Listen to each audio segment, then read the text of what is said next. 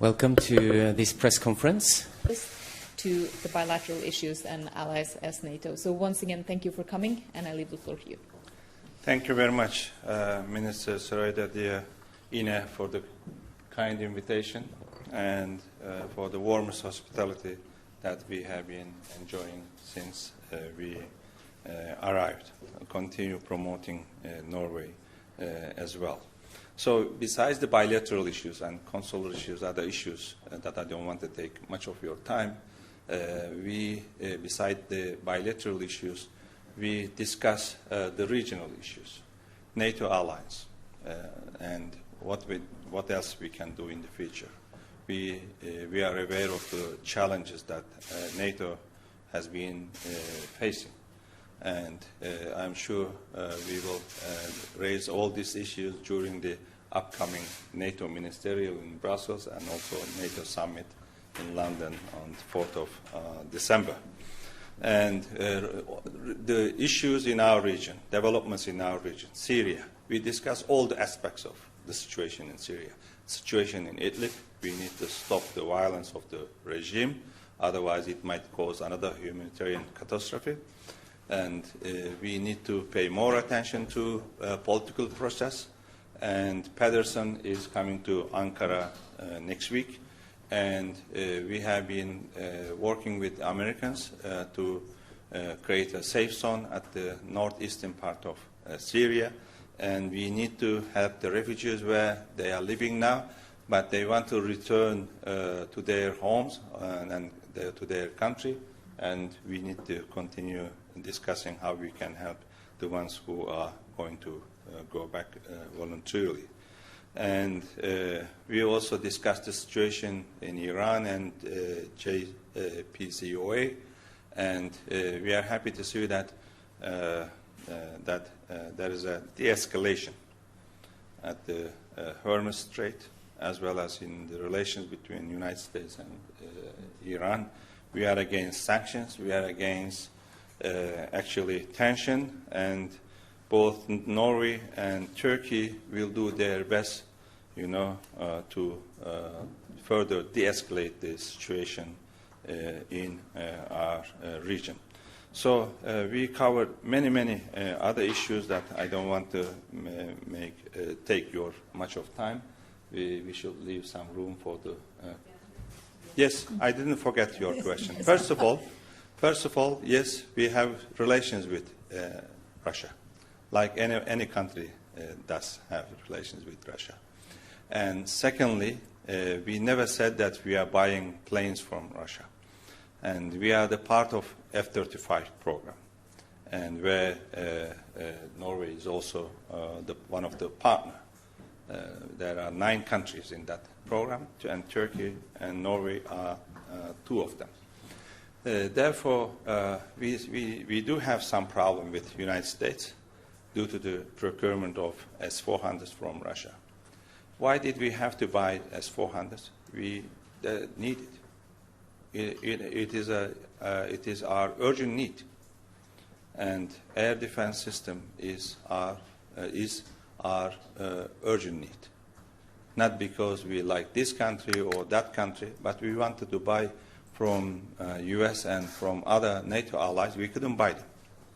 And now we are part of the F-35s, and for this time, for these days, we have facing some difficulties there because of the United States, not because we couldn't fulfill our commitments there. We have been producing the parts.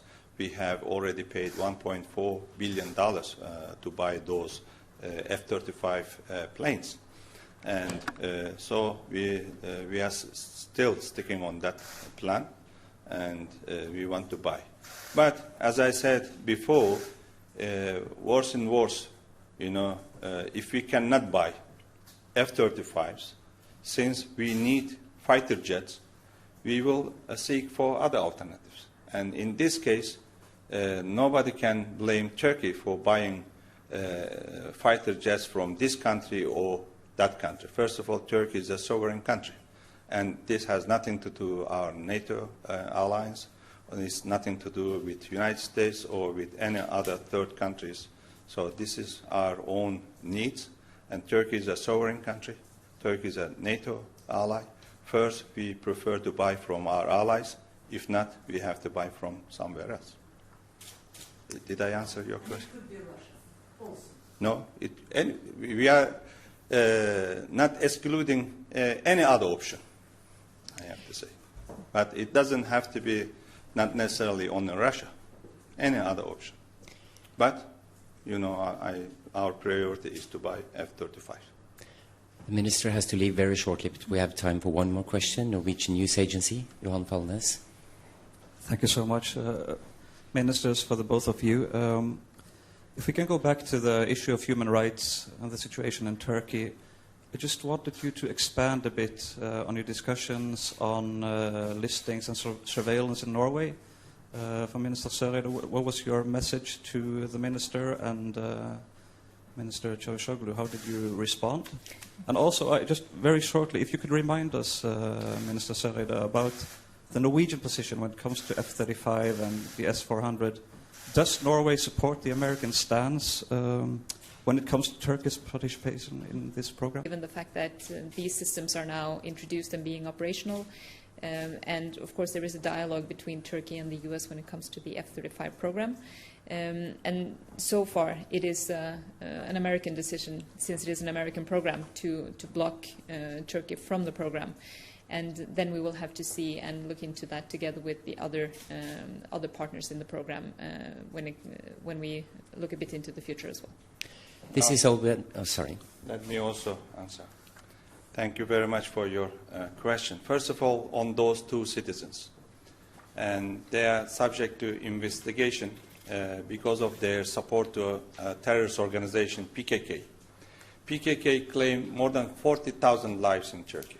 They killed more than 40,000 Turkish citizens. And it is a listed terrorist organization. Freedom of expression and actively supporting terrorist organizations and their activities are totally different things. And such acts are also illegal in major European countries. For instance, in Germany. That's why Germany is banning the symbols of PKK and such kind of demonstrations also to support PKK activities. That's why recently there have been clashes between PKK supporters and German security forces. It has been also illegal in France, in UK. These are the democratic countries as well. Maybe your legislations are more liberal than other European countries and Turkey, but such activities to support actively terrorist acts is illegal in my country and in many European countries. So this has nothing to do with freedom of expression. There are politicians, there are people in Turkey also which don't want to recognize PKK as a terrorist organization.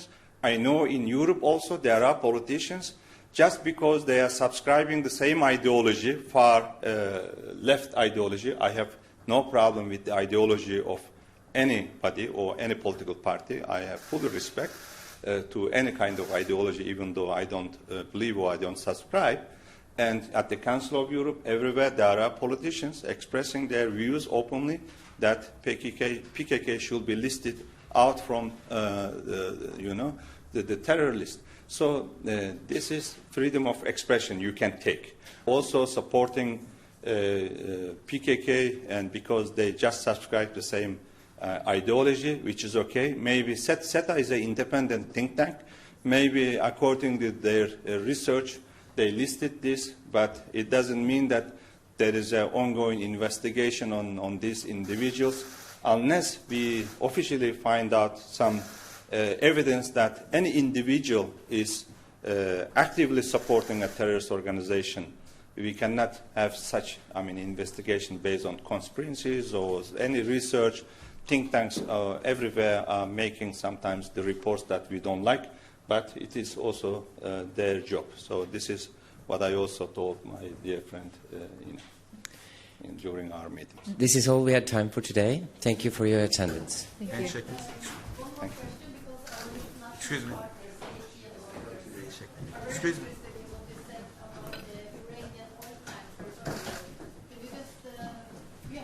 let me clarify this, if you allow me.